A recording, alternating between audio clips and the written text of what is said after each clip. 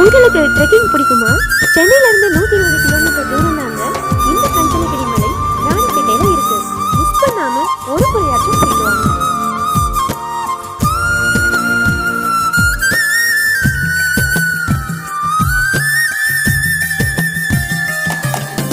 உப்பு கடலோடு மேகம் உற்பத்தியானாலும் உப்பு தண்ணீரை மேகம் ஒருபோதும் சிந்தாது.